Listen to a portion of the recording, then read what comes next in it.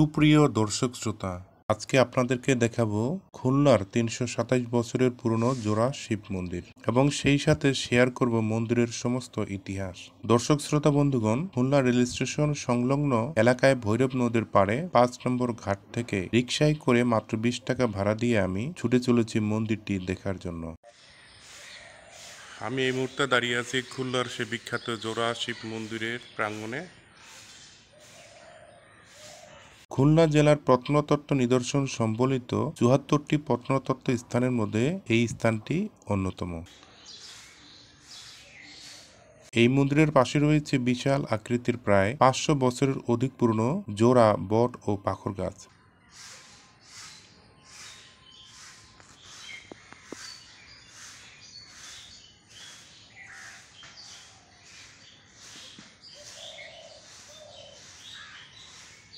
মন্দিরটি প্রসঙ্গে খুলনার আঞ্চলিক ইতিহাস লেখক অধ্যাপক গোলাম মোস্তফা সিন্দাইনি বলেন, জোড়া শিব মন্দির বাংলায় ১৩৪৩ সালে স্থাপন করেন বলদেব আগরওয়ালা নামের এক মারোয়ারি।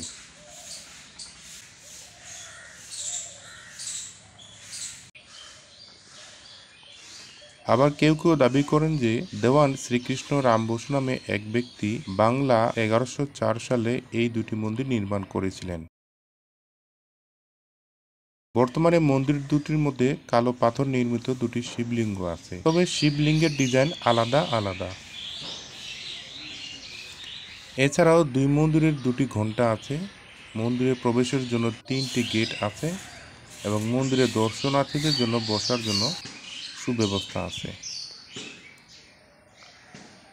দর্শক বন্ধুরা, প্রতিদিন বেলা বাড়ার সাথে সাথে এই মন্দিরে নাকি দর্শনার্থীদের ভিড়ও বাড়তে থাকে। তাই আমি খুব সকালেই এই মন্দিরে চলে এসেছি, যেন মন্দিরের ভিডিও ভালোভাবে করতে পারি আর সেই ভিডিওগুলি আপনাদের সামনে সুন্দর স্থাপন করতে পারি। দর্শক শ্রোতা, কবি ও লেখক এ কে আজাদের কথা অনুযায়ী জানা যায় যে মন্দির দুটির উত্তর দিকে একটি বিশাল দিঘি ছিল। দিঘিতে এক সময় শান বাঁধানো ঘাট ছিল। জনশ্রুতি আছে বাংলা ১৩৪৩ সনে জনৈক বলদেব আগরওয়ালা নামে একজন মারোয়ারি এই স্থানটিতে একটি বাগান নির্মাণ করেছিলেন। বর্তমানে বাগানটির কোনো চিহ্ন নেই। তাছাড়া ১৮৮০ সালে খুলনা রেলওয়ে স্টেশন তৈরির সময় সেই বাগানটি সংলগ্ন দিঘিটির একাংশ ভরাট করে ফেলা হয়। ১৯৭১ সালে মুক্তিযুদ্ধের আগে মন্দির লাগোয়া জমিতে একটি পাঠশালা ছিল বলেও জানা যায়, কিন্তু এখন সেই পাঠশালার কোনো অস্তিত্ব নেই।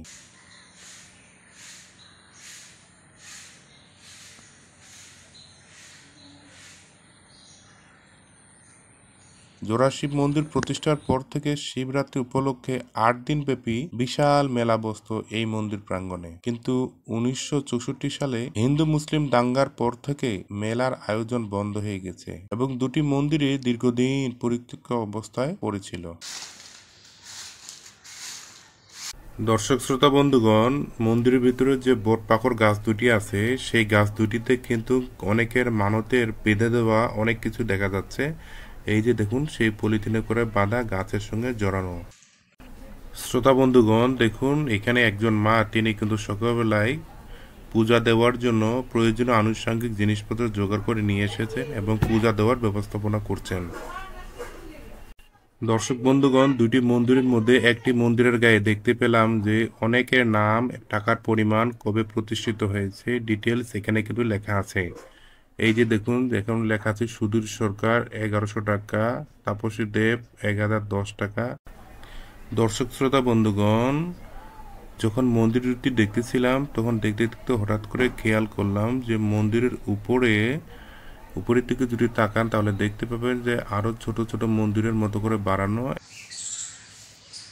তো দর্শক বন্ধুগণ, আজকের ভিডিওটা এই পর্যন্তই। সকলে ভালো থাকবেন। Good bye, tata.